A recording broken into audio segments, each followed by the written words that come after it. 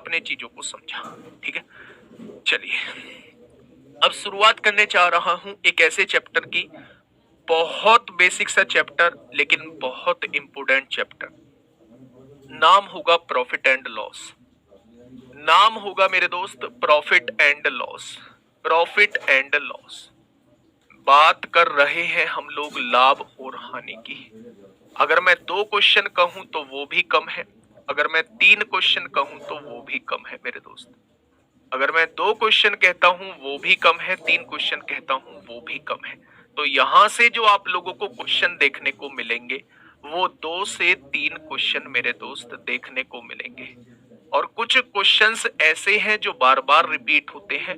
सबसे ज्यादा important topic जो है इसके अंदर वो है डिसऑनेस्ट शॉपकीपर, यानी कि बेईमान दुकानदार का सबसे ज्यादा इंपोर्टेंट टॉपिक है।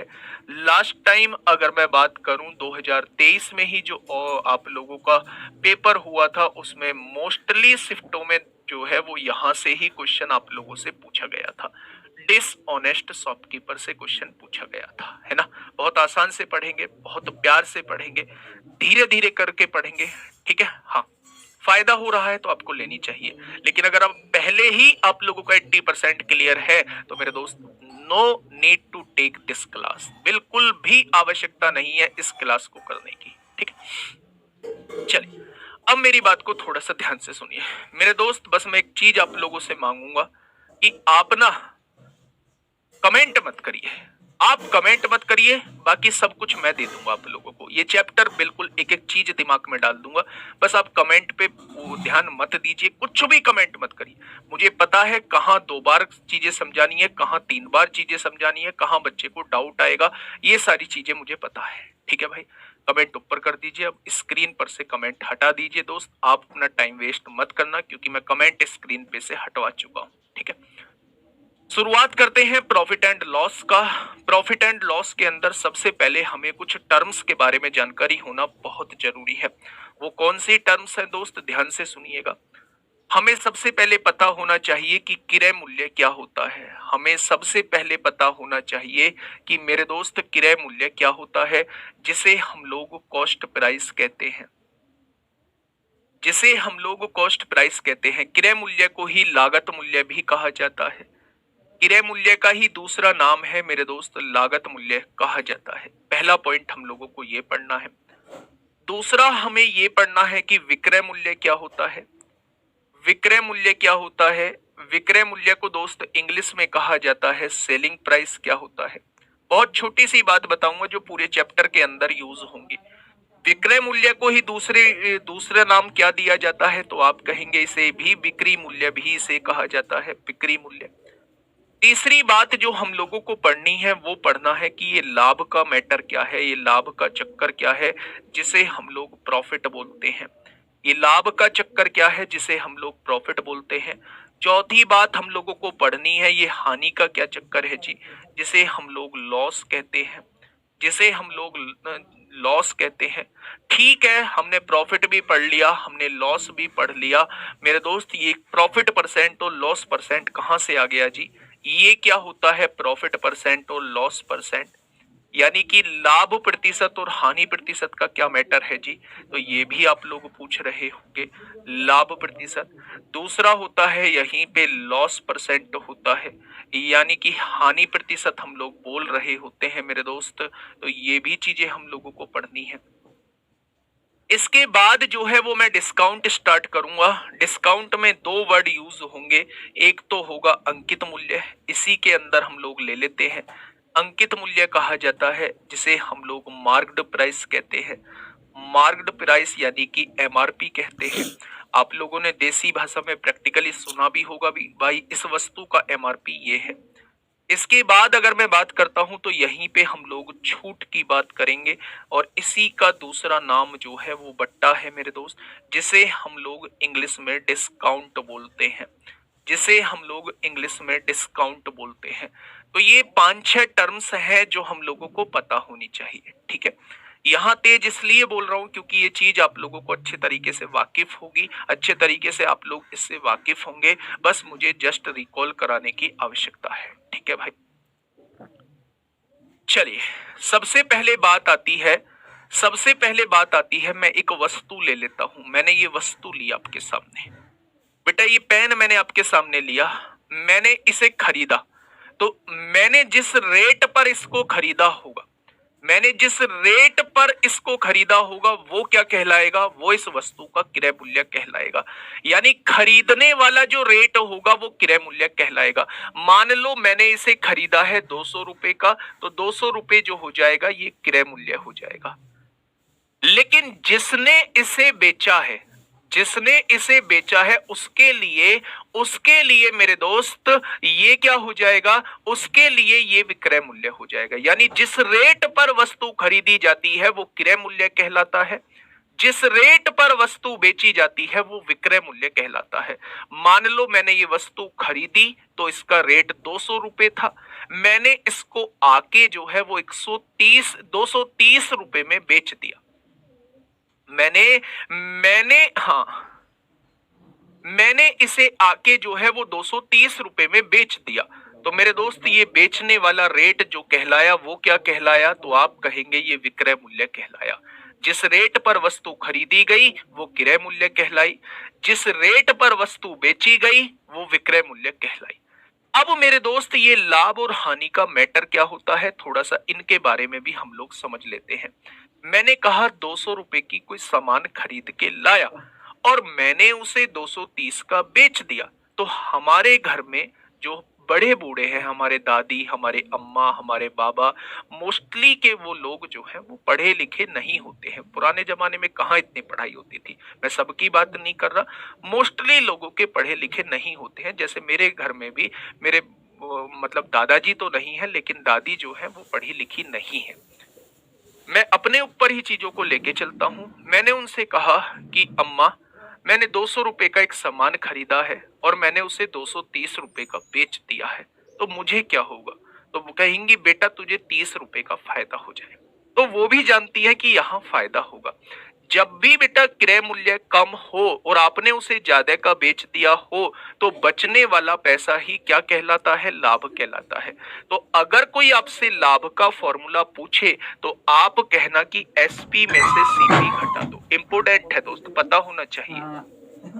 ठीक है भाई, यानी कि मेरे दोस्त विक्रय मूल्य में से अगर आप क्रय मूल्य को घटा दोगे तो आपके पास लाभ आ जाएगा। ठीक है, मैंने कहा अम्मा एक और बात मुझे बता दो, थोड़ा सा समझ में नहीं आ रही है। उनको ये बात नहीं पता, ये बात तुमको पता है कि एसपी माइनस सीपी जो होता है वो प्रॉफिट होता है। वो तो बस ये जानती है कि 230 में से 200 गया तो 30 रुपए जो है इसे फायदे के बच गए। मैंने कहा अम्मा एक छोटी सी बात और बता दो। तो उन्होंने कहा पूछ बेटा। मैंने कहा मैंने एक सामान 170 का खरीदा, तो खरीदने वाला जो मूल्य कहलाया वो क्रय मूल्य कहलाया। मैंने उस सामान को 150 का बेच दिया। 170 का सामान मैंने खरीदा है और मैंने उसे 150 का बेच दिया। तो बोली बेटा तू तो घाटा खा गया। जैसे ही उन्होंने इस बात को सुना बोली बेटा तू तो खा गया घाटा, और घाटा भी तुझे कितने रुपए का हो गया? तो वो कहेंगी घाटा तुझे 20 रुपए का हो गया। 170 में तू खरीद के लाया था, 150 रुपए में तूने बेच दिया, यानी तूने घाटा खा लिया। और वो घाटा कितना हो गया? वो घाटा जो है 20 रुपए का हो गया।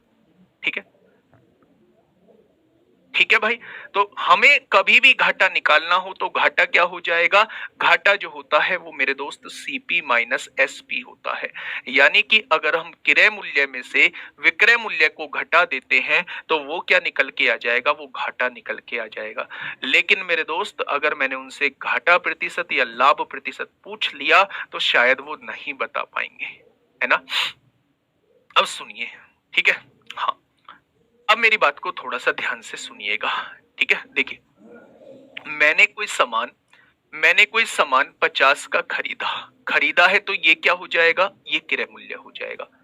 मैंने उस सामान को 60 का बेच दिया तो ये क्या हो जाएगा? ये हमारा एसपी हो जाएगा। ध्यान से सुनना, मैंने कोई सामान खरीदा है 50 रुपए का, मैंने उस सामान को बेच दिया है 60 रुपए का। तो आप पता लगा पाएंगे सीपी और एसपी क्या होता है। ठीक है, ये ना बताओ, क्वेश्चन कराओ भाई, शांति बताओ।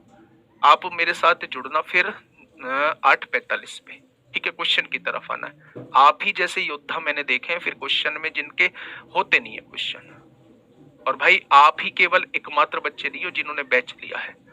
22-23 हजार बच्चे देख रहे हैं, उन्हें सबका ध्यान रखना है। तो कुछ पहली बार भी जुड़ रहे हैं तो थोड़ा सा आप ना पेशेंस रखा करो। ये जो एडवांस वाले हैं, मैं पहले ही आके बता दिया है, मैं अपने आप डिसाइड करूंगा मुझे क्या पढ़ाना है क्या नहीं पढ़ाना है।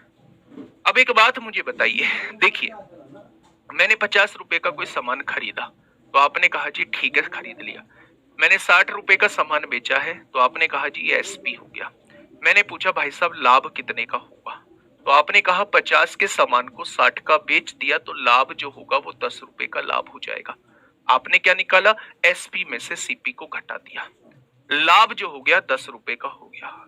कभी भी लाभ की बात करें, कभी भी हानि की बात करें, हमेशा लाभ और हानि जो होते हैं वो क्रय मूल्य पर होते हैं। यानी कि मेरे दोस्त आपने 10 रुपए का लाभ कमाया, कितने रुपए पर, क्रय मूल्य 50 रुपए है, तो 10 रुपए का लाभ कमाया 50 रुपए पर, तो 100 पर कितना हो जाएगा, क्योंकि आंसर वो आपसे प्रतिशत में पूछना चाह रहा है। तो आपने कहा जी लाभ जो हो जाएगा इस पर 20% का हो जाएगा। कितने परसेंट का हो जाएगा, तो आप कहेंगे लाभ प्रतिशत जो होगा वो 20% का होगा। अगर कोई आपसे ये कहे कि भाई साहब 50 रुपए की कोई चीज है और 60 रुपए में बेच दी है तो फायदे का प्रतिशत कितना होगा, तो आप कहेंगे 10 रुपए का फायदा हुआ।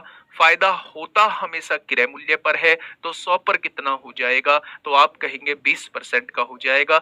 2023 में कम से कम 3 से 4 शिफ्ट में मेरे दोस्त ऐसा ही क्वेश्चन पूछा गया था, जिसमें सीपी दिया हुआ था, एसपी दिया हुआ था और आपसे प्रॉफिट परसेंट पूछा था या आपसे लॉस परसेंट पूछा था।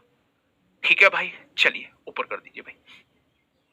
मैंने कहा दूसरे केस में मेरे दोस्त, मैंने किसी वस्तु को 40 रुपए की खरीदा है, मैंने उस वस्तु को 25 रुपए की बेच दिया है। मैंने उस वस्तु को 40 रुपए की खरीदा है और मैंने उस वस्तु को 25 रुपए की बेच दिया है। तो सबसे पहले मुझे ये बताइए 40 का सामान 25 में बेच दिया तो क्या होगा, तो आप कहेंगे जी घाटा होगा। तो इस क्वेश्चन में वो आपसे घाटा प्रतिशत पूछेगा, वो आपसे यहाँ प्रॉफिट परसेंट नहीं पूछेगा, क्योंकि प्रॉफिट हुआ ही नहीं है तो प्रॉफिट परसेंट कैसे निकाले हम। अगर घाटा हुआ है तो घाटा प्रतिशत पूछेगा और अगर लाभ हुआ है तो लाभ प्रतिशत वो आपसे पूछ रहा होगा।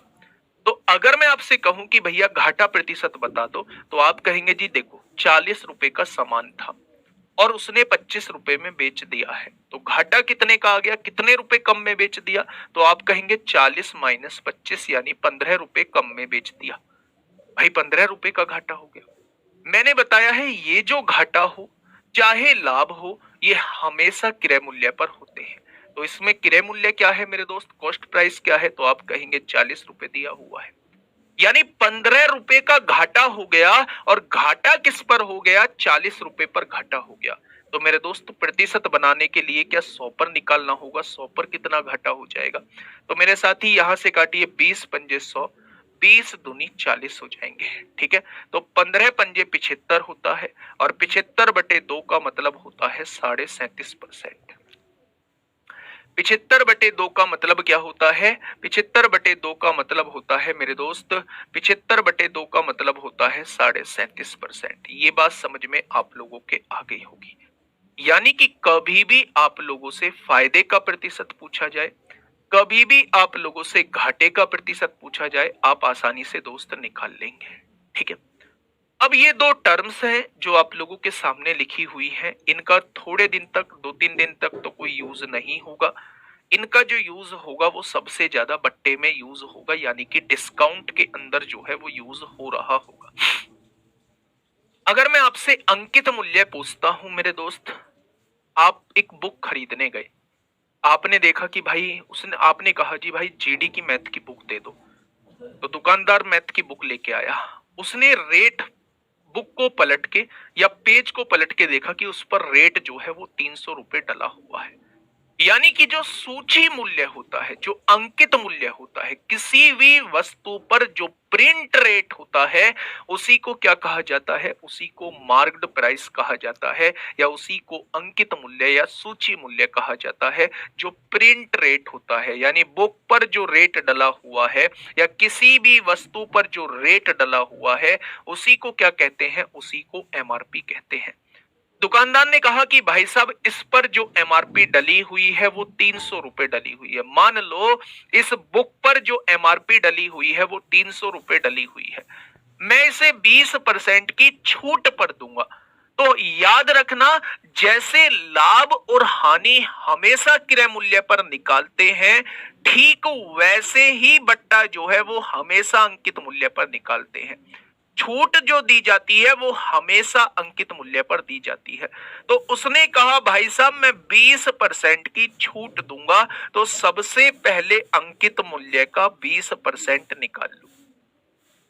सबसे पहले अंकित मूल्य का 20% निकाल लो, यानी वो दुकानदार कहना चाह रहा है भाई साहब 60 रुपए कम में आप लोगों को दे दूंगा। 300 रुपए इस पर रेट डला हुआ है, 60 रुपए का डिस्काउंट मैं आप लोगों को दे दूंगा। तो 300 पे 60 रुपए का डिस्काउंट अगर दे दूंगा तो आप लोगों को ये वस्तु जो है वो 240 रुपए में बेच दूंगा। तो ये 240 रुपए जो है दुकानदार के लिए विक्रय मूल्य हो जाएगा, और आपने 20% की डिस्काउंट लिया है, आपको ये किताब 240 की पड़ी है, आपने खरीदी है, तो यही मूल्य आपके लिए क्रय मूल्य हो जाएगा। तो एक ही मूल्य किसी दूसरे के लिए विक्रय मूल्य हो सकता है, एग्जाम्पल दुकानदार के लिए। एक ही मूल्य किसी दूसरे के लिए क्रय मूल्य हो सकता है, एग्जाम्पल ग्राहक के लिए। दुकानदार ने 240 में बेचा तो उसके लिए ये विक्रय मूल्य हो गया, मैंने इसे 240 में खरीदा, मेरे लिए क्रय मूल्य हो गया। अब मुझे बताओ इसमें कौन सा ऐसा टर्म है जो आपको समझ में नहीं आया है, दिखाओ भाई कमेंट। कौन सा ऐसा टर्म है जो आप लोगों के समझ में नहीं आया है? एकल बट्टा बेटा समतुल्य बट्टे में बात करेंगे, है ना, बट्टे में बात करेंगे। सिलेबस जल्दी खत्म कीजिए। अच्छा, एक ही दिन में, 2 दिन में? बताइए। बहुत बढ़िया, ठीक है, ये चीज समझ में आ गई बेटा। जो रेट डाला होता है, जो प्रिंट रेट होता है, जो प्रिंट रेट होता है वो हमारा अंकित मूल्य कहलाता है, और जो छूट जो दी जाती है वो हमेशा प्रिंट रेट पर ही दी जाती है। ठीक है, ये बात आपको समझ में आ चुकी है। अब दोस्त कर दो ऊपर। अब मेरी बात समझना, सबसे इंपोर्टेंट बात बताने जा रहा हूं, सबसे इंपोर्टेंट बात बताने जा रहा हूं, इंपोर्टेंट बात बताने जा रहा हूं, और ये इंपोर्टेंट बात जो है आप लोगों के दिमाग में आनी चाहिए। मान लो किसी वस्तु को मैंने, मान लो किसी वस्तु को मैंने 100 रुपए में खरीदा है, तो मेरे दोस्त ये क्या हो जाएगा, इसका क्रय मूल्य हो जाएगा। मैं जो है इस पर 20% लाभ कमाना चाहता हूं, 20% लाभ चाहता हूं, तो मैं इसे कितने में बेचूंगा, मैं आपसे ये पूछना चाह रहा हूं। तो आप कहोगे जी देखो, आप 100 रुपए में इसको खरीदे हैं, यानी 100 रुपए का खरीद लिया, आप क्रय मूल्य का 20% निकालिए, 20% लाभ चाहते हैं, यानी इस पर 20 रुपए लाभ चाहते हैं।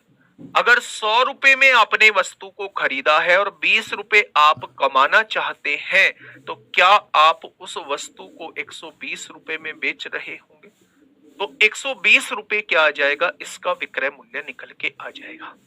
मैं आपसे ये कहना चाह रहा हूं कि जब भी आप लोगों को क्रय मूल्य 100 रुपए दिया हुआ हो, कुछ भी दिया हुआ हो क्रय मूल्य, अगर आप 20% लाभ चाहते हैं, तो अपने मन में ये मान लीजिए कि 100% जो है ये क्रय मूल्य होता है। क्या होता है? 100% जो है वो क्रय मूल्य होता है। अगर 20% का लाभ चाहते हैं, तो आप वस्तु को इसमें 20 जोड़ दीजिए, 120% पे बेचना चाहते हैं। अगर आप 20% का लाभ चाहते हैं, तो आप वस्तु को 120% पर बेचना चाहते हैं। अगर आप वस्तु पर 10% का लाभ चाहते हैं, तो आप वस्तु को 110% पर बेचना चाहते हैं। अगर आप वस्तु पर 30% का लाभ चाहते हैं, तो आप वस्तु को 130% पर बेचना चाहते हैं। अगर आप 10% का घाटा खाना चाहते हैं, तो 100% में से 10 का घाटा हो गया, तो 90% पर सामान बेचना चाहते हैं। अगर आप 15% का घाटा खाते हैं तो खरीदा आपने 100% है, ये दिमाग में सेट रखिए, और 15% का मुझे घाटा भी हो रहा है तो मैं सामान को 85% पर बेचना चाहता हूं। अगर मैं 20% के घाटे पर किसी सामान को बेच रहा हूं तो समझ जाना कि मैं 80% पर सामान को बेच रहा हूं। यानी ओवरऑल कंक्लूजन ये निकलता है मेरे दोस्त कि अगर मैं फायदे पर बेच रहा हूं तो 100 में फायदे का प्रतिशत जोड़ देंगे तो आपके पास विक्रय मूल्य आ जाएगा। अगर मैं घाटे पर बेच रहा हूं तो 100 में से घाटे का प्रतिशत घटा देंगे तो आपके पास विक्रय मूल्य आ जाएगा। जैसे एग्जांपल के तौर पे मैंने इसे 20% के लाभ पर बेचा तो मैं क्रय मूल्य का 120% निकाल दूं तो ये डायरेक्टली मेरे पास जो है वो विक्रय मूल्य आ जाएगा। चाहे तो आप क्रय मूल्य का पहले 20% निकालो फिर इसमें जोड़ोगे तब विक्रय मूल्य आएगा, चाहे क्रय मूल्य का डायरेक्टली 120% निकाल दो तो विक्रय मूल्य आ जाएगा। आज के बाद अगर कोई आपसे ये कहे भाई साहब 35% के लाभ पर सामान बेच रहा हूं तो बताना कितने परसेंट पे बेच रहा हूं, तो आप कहना जी 100 प्लस 35 135% पे आप बेच रहे हो। वो कहे कि 40% के घाटे पर सामान बेच रहा हूं तो बताना कितने परसेंट पर बेच रहा हूं, तो आप कहना 100 माइनस 40, आप 60% पर सामान बेच रहे हो। किसके 60% पर? क्रय मूल्य के 60% पर। किसके 135% पर? क्रय मूल्य के 135% पर। क्या ये छोटी सी बात आप लोगों को समझ में आई?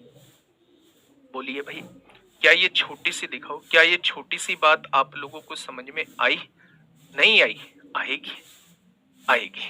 ठीक है भाई, बहुत बढ़िया, बहुत शानदार, बहुत शानदार। देखिए अब मैं एक क्वेश्चन से आप लोगों को समझाऊंगा, क्वेश्चन से आप लोगों को समझाऊंगा मेरे दोस्त, आप समझना। भाई से चला देना एसी को। पहला क्वेश्चन आप लोगों से पूछा गया है, आराम से बहुत बेसिक से समझना, बहुत जीरो से स्टार्ट करने की कोशिश कर रहा हूं। क्वेश्चन ने कहा है कि एक आदमी एक खिलौना कार 135 में खरीदता है। कितने में खरीदता है? 135 में। खरीदा गया मूल्य क्या हो जाएगा? खरीदा गया मूल्य क्रय मूल्य हो जाएगा, यानी सीपी जो है वो 135 रुपए हो जाएगा। कोई दिक्कत नहीं है।